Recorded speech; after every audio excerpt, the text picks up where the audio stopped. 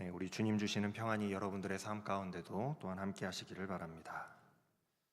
어, 이스라엘의 성지순례를 가면 빠지지 않고 가는 한 장소가 있습니다. 갈멜산이라는 산이에요. 그리 높지 않은 산이지만은 그 산에서 이렇게 사방을 둘러보면 동쪽으로는 이스라엘 평야가 보이고 서쪽으로는 지중해가 보입니다. 그 산 위에는 그 엘리야 기념교회라는 교회가 있는데 그 교회 마당에는 엘리야의 석상이 서 있습니다. 휘어진 칼을 들고 한 발에는 사람의 목을 밟고 그 목을 치기 위해서 칼을 쳐 들고 있는 그 모습의 엘리야의 석상이 하나 서 있어요. 오늘 본문 말씀을 배경으로 하고 있는 그런 석상이죠. 오늘 본문 말씀은 우리가 너무나도 잘 알고 있는 엘리야와 이 850명의 바알과 아세라의 선지자들 사이에 있었던 일화를 담고 있습니다.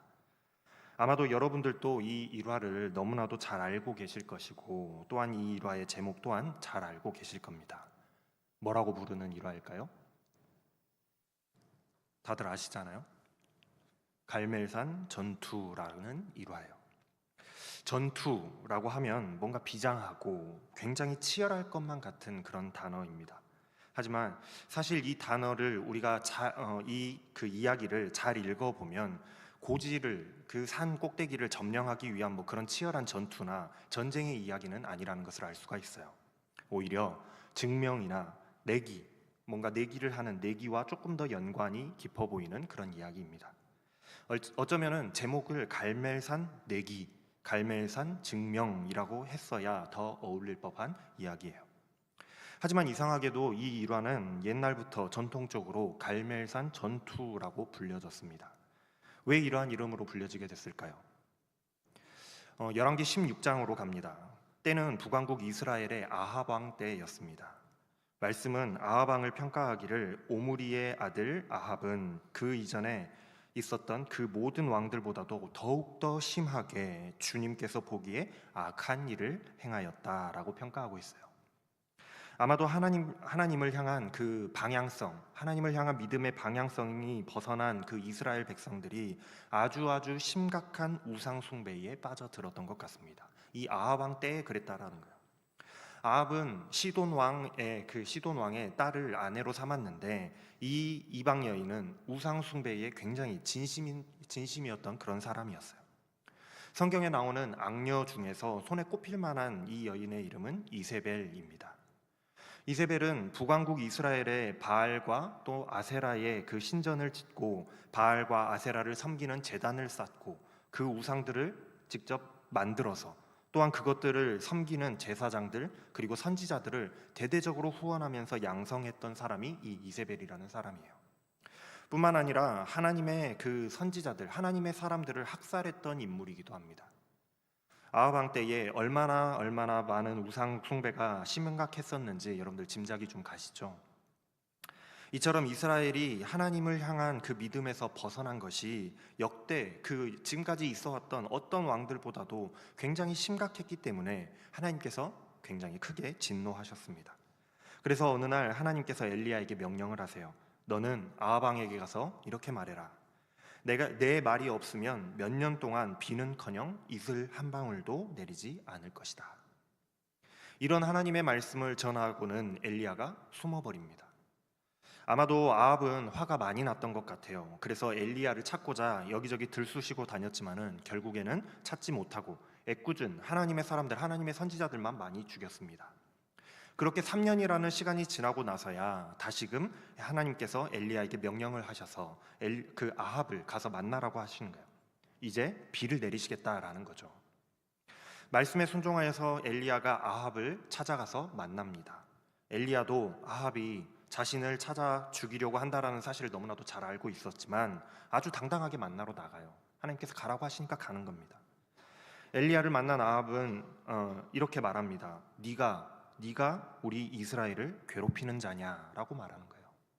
엘리야 때문에 이렇게 된 거라고 생각하는 거죠. 지금 이스라엘에 임한 이 극심한 가뭄이 3년 동안 몹시 심각했던 이 가뭄이 엘리야의 저주 때문이라고 생각했던 거예요. 하지만 엘리야는 당당하게 되받아칩니다. 내가 아니라 당신과 당신의 가문이 괴롭히는 것입니다. 당신이 여호와의 명령을 버렸고 당신이 바알을 섬겼기 때문입니다 라고 아주 그냥 직격해버려요. 왕이 자기를 죽일 듯이 찾아왔을 텐데도 눈 하나 꿈쩍하지 않고 직격탄을 왕한테 그냥 날려버리는 거예요. 아마도 엘리야는 T였던 것 같습니다. 그리고는 엘리야는 아합에게 한 가지 제안을 해요.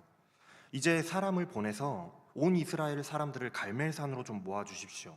뿐만 아니라 당신과 이세벨에게 녹을 먹고 있는 바알의 선지자 450명과 아세라의 선지자 400명도 함께 불러주십시오.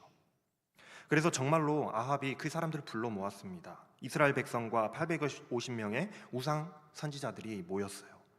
모인 백성들을 향해서 엘리야가 질책하면서 방향성을 어떻게 할 것인지 결단하라고 요구합니다.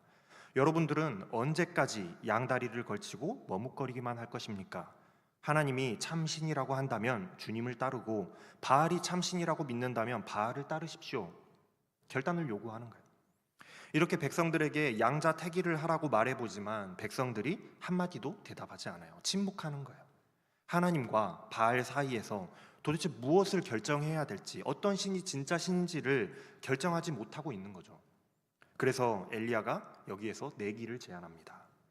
이제 하나님의 예언자라고는 나 엘리야 홀로 남았습니다. 그런데 바알의 예언자는 450명이나 됩니다. 아세라의 선지자까지 하면 850명이나 돼요. 이제 소 2마리를 가져다가 바알의 예언자들이 소 1마리를 각을 떠서 장작 위에 올려놓고 불을 붙이지는 않겠습니다. 그리고 나도 나머지 소 1마리를 가져다가 각을 뜨고 장작 위에 올려놓고 불을 붙이지 않겠습니다. 그런 다음에 바알의 예언자들은 바알의 이름을 부르며 기도하고 나는 여호와의 이름을 부르며 기도하겠습니다. 그때에 불이 내려서 응답하는 신이 있다면 그분이 진짜 참 신이 아니겠습니까? 이렇게 제안을 하는 거예요. 일종의 증명이죠. 누가 진짜인지 한번 증명을 해보자는 거예요. 너희들이 이 두 신 사이에서 어떤 신이 참 신인지 몰라서 선택하지 못하고 있다라고 한다면, 머뭇거리고 있다라고 한다면 지금 이 시간 모두가 보는 앞에서, 모든 국민이 모여있고 모든 사람들이 모여있는 앞에서 증명을 해보자는 겁니다. 아마 말씀에는 기록되어 있지 않지만 바알 팀 그리고 엘리야 팀, 이렇게 엘리야가 나뉘어서 내기를 했을 것 같아요. 이긴 사람이 진 사람 다 죽이기, 데스게임을 했을 것 같아요. 쫄리면 돼지시든지, 말도 잘 안 나오네. 이런 이야기를 하면서 그리고 이 둘 사이에서 그런 내기를 했을 것 같다라는 거죠. 그리고 둘 다 그 내기에 동의했을 것 같아요. 왜냐하면 말씀 뒤에 이제 결과에서 나오겠지만 스포는 하지 않겠습니다. 순순히 따라서 그 사후 뒤처리가 되는 것을 보면 그렇게 했을 것 같다라는 거예요. 엘리야가 제시한 이 내기, 이 증명에 백성들 또한, 이 그 바알과 아세라의 선지자들과 엘리야뿐만이 아니라 백성들 또한 모두가 그것이 좋겠다, 그렇게 하는 것이 좋겠다라며 동의를 했어요. 너무나도 명확하게 비교해 볼 수 있는 기회가 되는 것이잖아요. 엘리야가 성공을 양보합니다. 당신들의 수가 많으니 먼저 시작하십시오. 소 1마리를 잡아다가 준비하고 당신들의 신의 이름을 부르십시오. 그러나 단 불은 붙이지 마십시오. 오직 기도로만 불을 붙여야 된다라는 이야기예요. 그랬더니 아침부터 시작해서 낮이 될 때까지 바알과 아세라의 선지자 이 850명이나 되는 사람들이 제단을 빙빙 돌면서 바알의 이름을 부르며 기도를 하는 거예요. 바알이여 우리에게 응답하소서, 소리소리 지르면서 제단을 돌면서 기도를 하는 거죠. 850명이나 되는 그 많은 사람들이 기도하니 얼마나 잘 들리겠습니까? 굉장히 잘 들릴 거 아니겠어요? 그런데 응답은커녕 아무런 소리가 없는 거예요. 아무리 춤을 추고 아무리 소리를 지르고 아무리 노래를 해봐도, 아무리 노력을 해봐도 아무런 반응이 없는 겁니다. 한낮이 되도록 아무런 일이 일어나지 않으니 엘리야가 그들을 조롱하는 거예요. 제가 한번 이 장면을 상상해 보니까 엘리야가 반쯤 이렇게 팔개고 이렇게 누워가지고 아주 킹받는 자세로 놀렸을 것 같아요. 야야, 더 큰 소리로 한번 불러봐라. 바알은 신이니까 다른 볼 일이 있어서 바쁠 수도 있고, 아니면 지금 용변을 보러 갔을 수도 있고, 아니면 멀리 여행을 갔을지도 모른다, 아니면 지금 자고 있을지도 모르니까 더 큰 소리로 불러서 깨워봐라 라고 놀리는 거예요. 이거 매기는 거잖아요, 그죠? 명백하게 매기는 거예요. 이 바알과 아세라의 선지자 850명이 이 엘리야의 광역 도발에 걸려버렸습니다. 말 그대로 지랄 발광을 하는 거예요. 제가 욕하는 거 아닙니다. 지금 바알과 아세라 선지자들의 정확한 그 상태를 표현하는 거예요. 표현하는 게 이것밖에 없습니다. 국어 사전을 찾아보면요, 지랄이라는 건요, 마구 법석을 떨며 마구 법석을 떨며 분별 없이 하는 행동을 이르는 말이라고 되어 있어요. 그리고 발광이라는 말은 미친 병의 증세가 밖으로 드러나서 비정상적이고 격하게 행동함이라는 말로 이 말을 정의하고 있습니다. 그런데 지금 이 광역 도발에 걸려버린 이 바알과 아세라의 선지자들이 어떻게 행동하고 있느냐?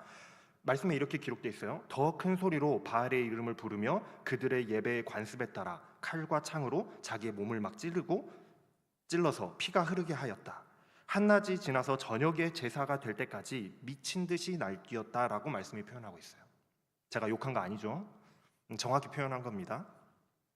아무리 불러봐도 반응이 없으니까 이들이 마구 법석을 떨며 분별 없이 행동하며 미친 사람처럼 비정상적이고 격하게 행동하고 있는 딱 지랄 발광의 상태가 된 거예요. 아침부터 시작된 그들의 기도가 밤이 되도록 하루가 온전히 다 지나가도록 아무런 응답도 아무런 소리도 아무런 기척도 없는 거예요. 이때 엘리야가 나섭니다. 굉장히 중요한 포인트에 딱 주인공처럼 나서는 거예요. 엘리야가 백성들을 가까이 오도록 해요. 가까이 와라. 그리고 백성들이 보는 앞에서 조용히 무너진 그 하나님의 제단을 다시금 쌓아 올립니다. 저는 이 장면을 읽을 때마다 너무 가슴이 아파요. 그 자리에 그 많은 사람이 있었음에도 불구하고 지금 이스라엘 땅에 남아있는 하나님의 선지자가, 하나님의 사람이 엘리야 한 사람뿐이다라고 말씀하고 있거든요. 하나님의 사람이 나 하나 남았다. 그 엘리야 홀로 이 많은 사람들 틈바구니에서 많은 사람들에게 둘러싸여서 홀로 믿음의 의로운 싸움을 싸워나가고 있는데 다 무너져버리고 폐허가 돼버린 그 하나님의 제단을 하나하나 다시 쌓아 올리고 있다는 거예요. 하나님의 제단이 이렇게 무너져 있다라는 것은요, 지금 이스라엘의 관심의 방향이 하나님을 완전히 떠나버려서 다른 데 있기 때문 아니겠습니까? 누구 하나 하나님을 예배하지 않고 누구 하나 하나님을 생각하지 않았기 때문에 그 제단이 무너진 채로 그대로 버려져 있었던 것 아니겠어요? 그러한 제단을 엘리야가 홀로 스스로 쌓아 올리는 거예요. 다시 쌓아 올려요. 엘리야는 12개의 돌을 가져다가 제단을 쌓아 올립니다. 엘리야의 이 행동에는 커다란 의미가 담겨 있어요. 하나님께서 이스라엘을 나의 백성으로, 자신의 백성으로 삼으시고 언약을 맺으셨던 것과 같이 엘리야는 무너진 하나님의 제단을 다시 쌓아 올리면서 12개의 지파를 상징하는 12돌을 가져다가 다시 쌓아 올리면서 다시금 이스라엘이 하나님 앞에 제단을 쌓고 다시금 하나님을 바라보며 하나님을 예배하는 그 믿음으로 돌아오기를 바라고 있는 그 마음으로 그 제단을 하나하나 쌓고 있다는 거예요. 다시금 하나님과 이스라엘 사이에 언약이 맺어질 것을 기대하며 언약을 맺는 의미로 그 제단을 수축하고 있습니다. 엘리야는 이렇게 이스라엘의 이름으로 여호와의 제단을 쌓아요. 그리고 그 제단 둘레로 약 15리터 정도 들어갈 만한 커다란 도랑을 팝니다. 15리터면 그래도 꽤 많은 양의 물이 들어가는 거잖아요.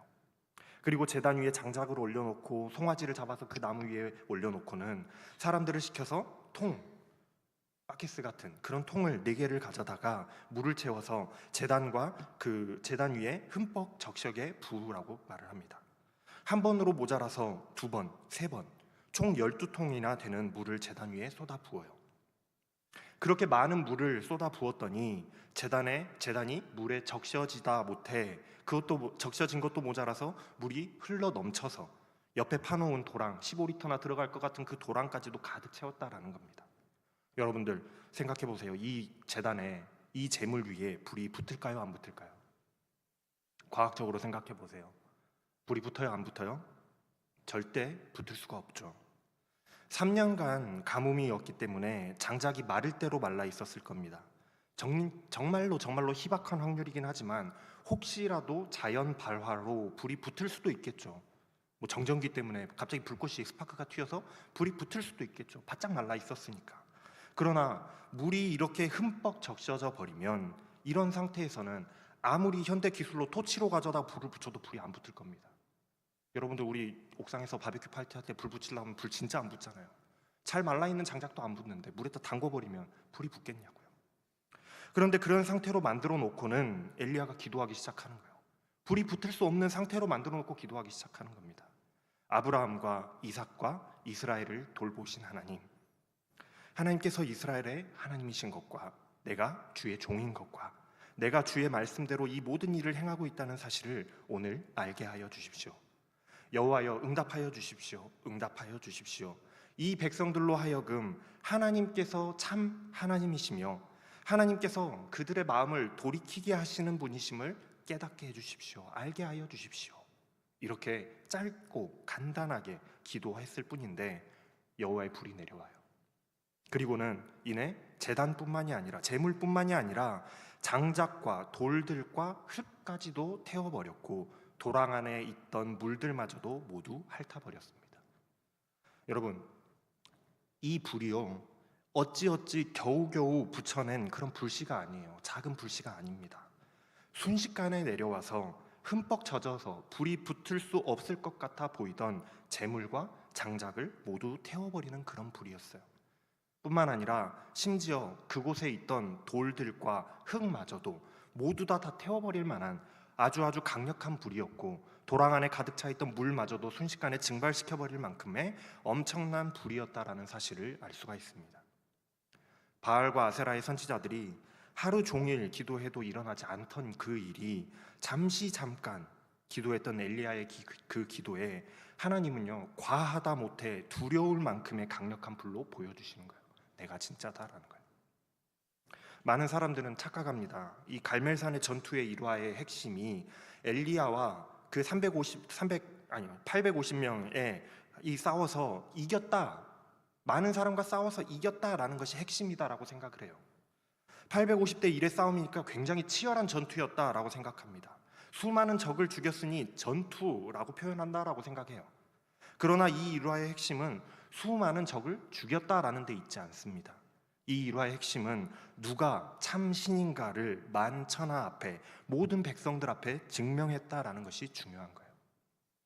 많은 사람들이 많은 시간 동안에 아무리 기도해도 응답 없는 그 신, 단 한 사람이 잠깐 기도로 정말 불가능할 조건 속에서도 완벽하다 못해 넘칠 정도로 응답하는 신, 두 신 중에서 어떤 신이 참 신일까?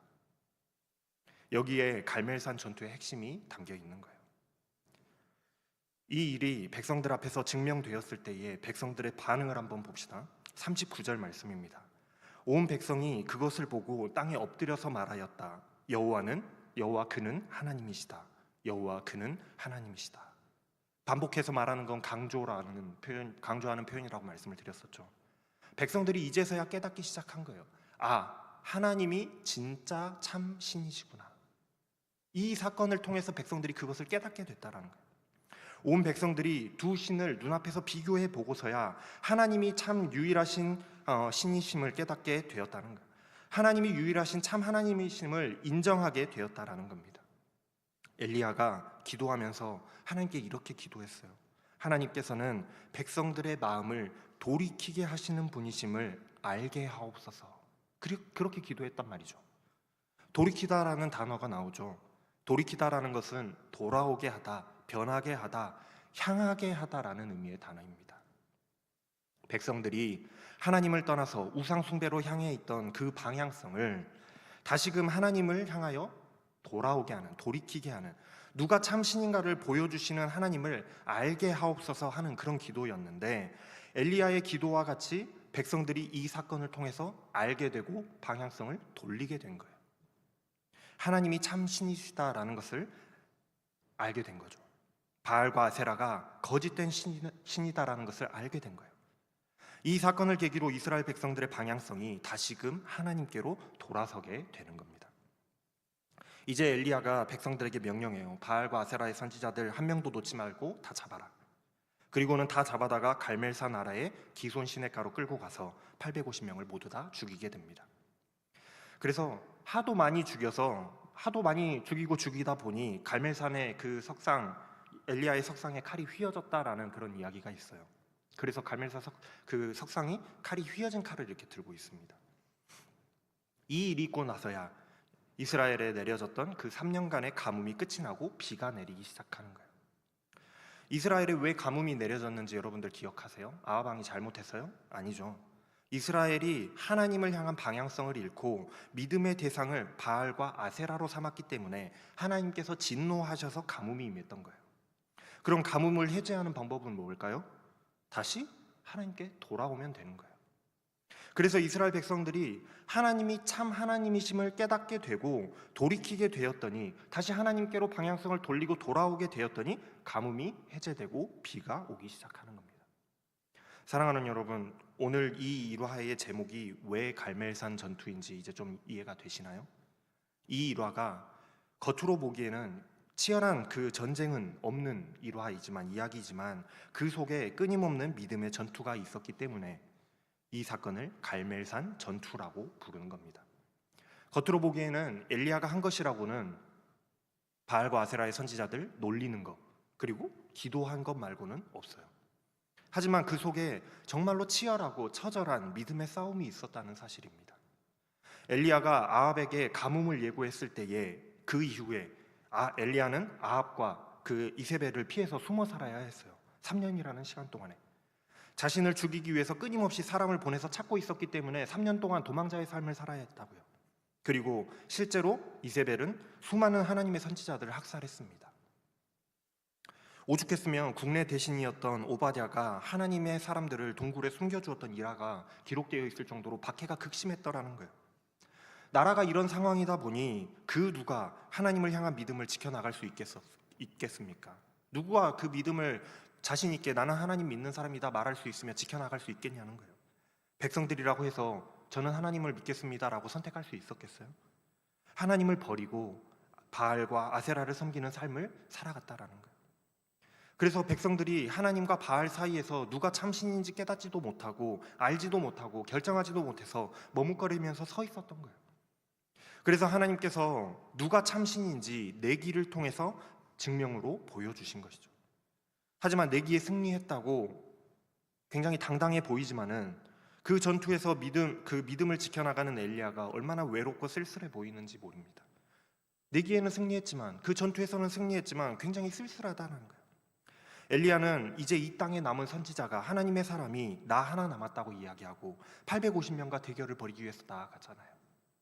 절대 다수가 맞다고 하는데 그 속에서 나 혼자 아니다라고 말할 수 있는 사람이 몇 명이나 되겠습니까? 여러분들 같은 경우는 그러실 수 있겠어요? 850명의 사람들이 다 맞다고 이야기하는데 나 혼자 거기서 아니요라고 이야기할 수 있겠습니까? 정말로 하나님을 향한 한결같은 믿음이 없었다면 나를 죽이려고 쫓아오는 그 아합 왕 앞에서도, 또 수많은 백성들 앞에서도, 그리고 850명의 이방 선지자 앞에서도 나서지 못했을 거예요. 하나님에 대한 작은 조그만한 의심이라도 있었다면 절대로 그렇게 하지 못했을 겁니다. 만에 하나라도 하나님께서 실수하시면 어쩌지? 그럼 그 자리 못 나서죠. 절대 못 나섰을 겁니다. 하지만 엘리야는 당당히 나서잖아요. 그렇다면 이 사건에서 승리했다고 끝이냐? 850명 죽였으니까 끝이냐? 자신의 선지자들을 죽였다고, 바알과 아세라의 그 선지자들을 죽였다고 이세벨이 아주 화가 머리 끝까지 나가지고 엘리야를 죽이겠다고 천명하고 쫓아다닙니다. 오죽했으면 엘리야가 도망다니다가 하나님께 그렇게 기도해요. 하나님, 이제 제가 할 만큼 한 것 같습니다. 그만 나의 생명을 거둬가 주십시오. 그만 죽고 싶습니다 라고 이야기할 정도로 힘든 삶을 살았다는 거예요. 그 위대한 하나님의 선지자가 얼마나 믿음을 지켜나가는 것이 힘들고 고통스럽고 외로웠으면 하나님, 이제 이 땅에 남은 자가 나밖에 없으니 그만 죽고 싶습니다라고 기도했을까요? 이 갈멜산의 전투에는 이 땅에 아주 소수 남겨진 하나님의 사람의 그 믿음의 전투가 담겨져 있는 것입니다. 850명의 적과 맞서 싸워서 나의 믿음을 증명하고 믿음을 지켜야 했던 이 선지자 엘리야. 그는 정말로 그 처절한 그 믿음의 전투를 싸워나갔던 하나님의 사람이었어요.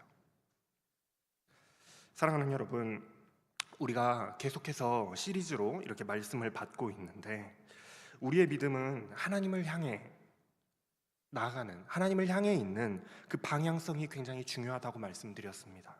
그리고 그 믿음의 방향성은 한결같아야 된다라고 말씀을 드렸어요. 그리고 이제 그 한결같은 믿음의 방향성을 지켜나가기 위해서는 정말로 처절하고 치열한 믿음의 싸움을 싸워나가야 한다는 사실을 여러분들이 아시기를 바랍니다. 정말로 우리의 주변에는 믿지 않아야 될, 믿지 말아야 할 그런 조건들이 너무나도 많고 믿지 못할 일들이 너무나도 많아요. 방해하고 유혹하는, 우리를 믿지 못하도록 방해하고 유혹하는 그런 조건들이 얼마나 많은지 모릅니다. 그러한 조건들이 우리 주변에 850가지도 넘게 있을 거예요. 그 믿지 말아야 할 850가지 조건들 속에서 정말로 내가 믿어야 할 한 가지 이유를 우리가 찾을 수 있을까요?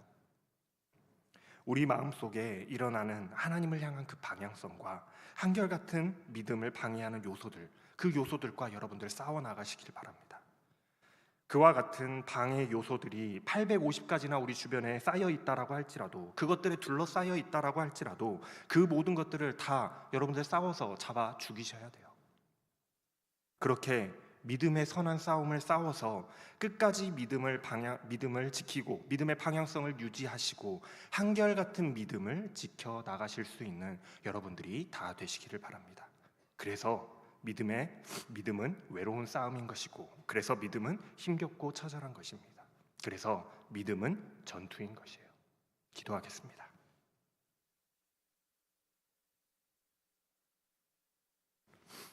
사랑하는 하나님, 왕과 왕비의 그 탄압에 국가의 정책으로 또 절대 다수의 의견으로 하나님을 향한 믿음의 방향성이 돌아섰던 이스라엘 그 한복판에서 끝까지 믿음을 지키며 외로운 싸움을 싸워나갔던 단 한 사람의 그 선지자를 봅니다. 우리의 삶 속에서도 하나님을 믿지 못할 조건들이 너무나도 많이 있고 세상 사람들의 상식과 또 견해가 우리들의 믿음을 방해하지만, 그러나 그 속에서도 믿음의 방향성을 잃지 않고 믿음의 싸움을 끝까지 싸워나가는 자들이 다 되게 하여 주시옵소서. 거룩한 믿음의 전투를 치러 나가는 자들 다 되게 하여 주시옵소서. 감사를 드리며 우리 주 예수 그리스도의 이름으로 기도합니다. 아멘. 일어나셔서 결단에 찬양하겠습니다.